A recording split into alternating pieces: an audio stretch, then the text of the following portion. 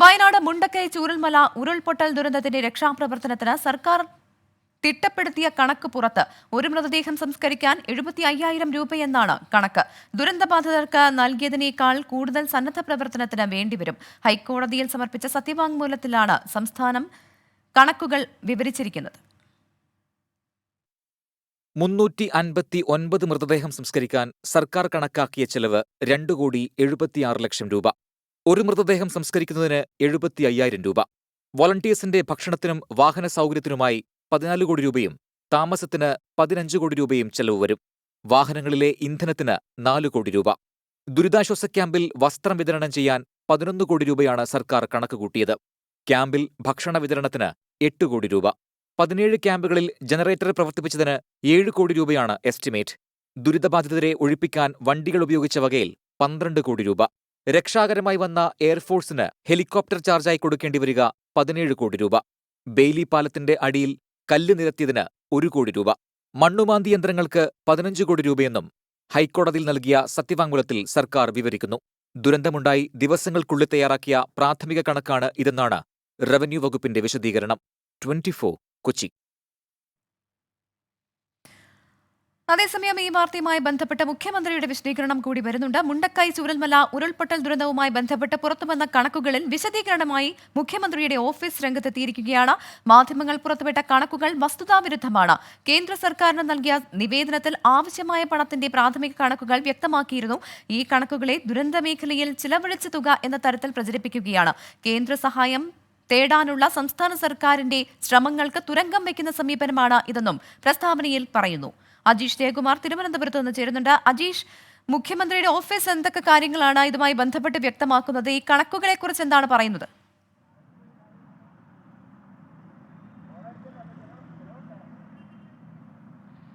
പ്രവിത, ഈ പ്രധാനമന്ത്രിയുടെ വയനാട് സന്ദർശനത്തിന് ശേഷമാണ് സർക്കാർ വിശദമായി പഠിച്ച ശേഷം ഒരു മെമ്മോറാണ്ടം തയ്യാറാക്കി കേന്ദ്ര സർക്കാരിന് അയച്ചത്. ഈ മെമ്മോറാണ്ടത്തിനനുസരിച്ചിട്ടായിരിക്കും കേരളത്തിനുള്ള ആ കേന്ദ്ര സഹായം ലഭിക്കുക. കഴിഞ്ഞ ദിവസം ഹൈക്കോടതിയിൽ ഈ വയനാട് ദുരന്തവുമായി ബന്ധപ്പെട്ട് ഒരു ഹർജി വന്നപ്പോൾ ഈ മെമ്മോറാണ്ടമായിരുന്നു സംസ്ഥാന സർക്കാർ സമർപ്പിച്ചത്. ഇതാണ് ഇന്ന് രാവിലെ സംസ്ഥാന സർക്കാർ വയനാട് ദുരന്തവുമായി ബന്ധപ്പെട്ട് ചെലവഴിച്ച രീതിയിൽ വ്യാപകമായി പ്രചരിച്ചത് എന്നാണ് മുഖ്യമന്ത്രിയുടെ ഓഫീസ് വ്യക്തമാക്കുന്നത്.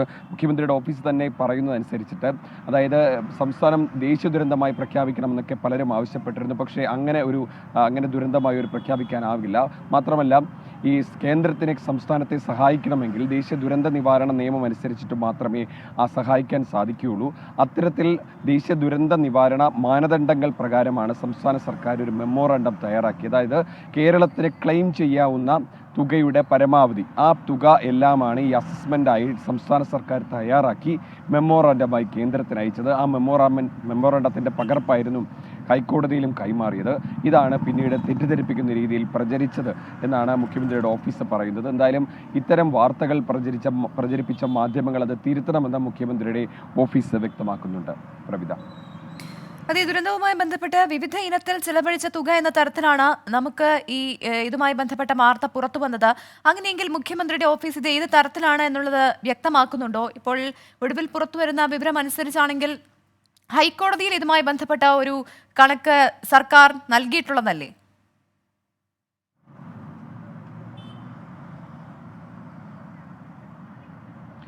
തീർച്ചയായും പ്രവിത, ഈ മുഖ്യമന്ത്രിയുടെ ഓഫീസിൽ നിന്നുള്ള വാർത്താക്കുറിപ്പിൽ അവർ വിശദമാക്കുന്നു. അതായത് സംസ്ഥാന സർക്കാർ അവിടെ വയനാട് ദുരന്തവുമായി ബന്ധപ്പെട്ട് അവിടുത്തെ രക്ഷാപ്രവർത്തനവും അല്ലെങ്കിൽ അവിടുത്തെ പുനരുജ്ജീവന പദ്ധതിക്കുമായി ബന്ധപ്പെട്ട ഒരു തരത്തിലുള്ള കണക്കും ഉണ്ടാക്കിയിട്ടില്ല. ആകെ തയ്യാറാക്കിയിട്ടുള്ളത് ഈ വിശദമായ മെമ്മോറാണ്ടം എന്നാണ് മുഖ്യമന്ത്രിയുടെ ഓഫീസ് ഇപ്പോൾ അറിയിക്കുന്നത്. അതായത് ദുരന്തത്തിൽ അടിയന്തര സഹായം ആവശ്യപ്പെട്ട് സംസ്ഥാന സർക്കാരിന് കേന്ദ്ര സർക്കാരിന് ഒരു മെമ്മോറാണ്ടം സമർപ്പിച്ചിരുന്നു. ഈ മെമ്മോറാണ്ടം കഴിഞ്ഞ ദിവസം ഹൈക്കോടതിയിൽ ഇതുമായി ബന്ധപ്പെട്ട ഒരു ഹർജി വന്നപ്പോൾ അവിടെയും ഇതിൻ്റെ ഒരു പകർപ്പ് നൽകിയിരുന്നു. അതാണ് പിന്നീട് പുറത്തു വന്നെന്നാണ് മുഖ്യമന്ത്രിയുടെ ഓഫീസ് പറയുന്നത്. വയനാട് ഉരുൾപൊട്ടൽ ദുരന്തവുമായി ബന്ധപ്പെട്ട് കേന്ദ്ര സഹായം നേടാനുള്ള ശ്രമത്തിൻ്റെ ഭാഗമായാണ് ഇത്തരത്തിലൊരു മെമ്മോറാണ്ടം സംസ്ഥാന സർക്കാർ ആ കേന്ദ്രത്തിലേക്ക് അയച്ചത്. ആ മെമ്മോറാണ്ടത്തെ ഉദ്ധരിച്ചുകൊണ്ട് തെറ്റായ രീതിയിൽ സംസ്ഥാന സർക്കാർ കണക്കുകളും ബില്ലുകളും പെരുപ്പിച്ചു കാട്ടിയെന്നും മറ്റുമുള്ള പ്രചാരണമാണ് നടക്കുന്നതെന്നാണ് ഓഫീസിൽ പറയുന്നത്. അതായത് ചൂരൽമല ദുരന്തവുമായി ബന്ധപ്പെട്ട ഹർജിയിൽ ഹൈക്കോടതി തന്നെ ഉത്തരവിൽ ഇതുമായി ബന്ധപ്പെട്ട കാര്യങ്ങൾ വിശദീകരിക്കുന്നുണ്ടെന്ന് മുഖ്യമന്ത്രിയുടെ ഓഫീസ് ഇറക്കിയ വാർത്താക്കുറിപ്പിൽ പറയുന്നു. അതിൽ പറയുന്നത് SDRF മാനദണ്ഡം അനുസരിച്ച് തയ്യാറാക്കിയ അസസ്മെന്റ് ആ ചൂരൽമല ദുരന്തത്തിൽ ആകെ ചെലവഴിച്ച തുകയോ നഷ്ടമോ അല്ല എന്നാണ് ഈ മുഖ്യമന്ത്രിയുടെ ഓഫീസിലെ വിശദീകരണക്കുറിപ്പിൽ പറയുന്നത്. കേന്ദ്ര സർക്കാർ തയ്യാറാക്കിയ ദുരന്ത നിവാരണ നിയമം അനുസരിച്ച് കേരളത്തിന് ക്ലെയിം ചെയ്യാവുന്ന തുകയുടെ ഏകദേശ കണക്കാണ്. അതായത് ഇത് നിലവിൽ ചെലവഴിച്ച കണക്കുകളുടെ ഒരു ആകെത്തുകയല്ല, മറിച്ച് കേരളത്തിന് കേന്ദ്രത്തിൽ നിന്ന് നേടിയെടുക്കാവുന്ന തുകയുടെ ഒരു ക്ലെയിമിൻ്റെ ഒരു ഏകദേശ തുക മാത്രമാണിതെന്നാണ് മുഖ്യമന്ത്രിയുടെ ഓഫീസ് വിശദീകരിക്കുന്നത്. അതെ, വയനാട്ടിലെ ചെലവ് മായി ബന്ധപ്പെട്ട് ഉയർന്ന വിവാദത്തിലാണ് ഇപ്പോൾ മുഖ്യമന്ത്രിയുടെ ഓഫീസ് വിശദീകരണവുമായി എത്തിയിരിക്കുന്നത്. ഈ ഉരുൾപൊട്ടൽ ദുരന്തവുമായി ബന്ധപ്പെട്ട് പുറത്തുവന്ന കണക്കുകളിലാണ് ഈ വിശദീകരണം. മാധ്യമ വാർത്തകൾ തെറ്റാണ്, വസ്തുതാവിരുദ്ധമാണ് എന്നാണ് പറയുന്നത്. കേന്ദ്ര സർക്കാരിന് നൽകിയ നിവേദനത്തിൽ ആവശ്യമായ പണത്തിന്റെ പ്രാഥമിക കണക്കുകൾ വ്യക്തമാക്കിയിരുന്നു. ഈ കണക്കുകളെ ദുരന്ത മേഖലയിൽ ചെലവഴിച്ച തുക എന്ന തരത്തിൽ പ്രചരിപ്പിക്കുകയാണെന്നാണ് മുഖ്യമന്ത്രിയുടെ ഓഫീസ് വ്യക്തമാക്കുന്നത്. അജീഷ് ജയകുമാറാണ് വിവരങ്ങൾ നൽകിയത്.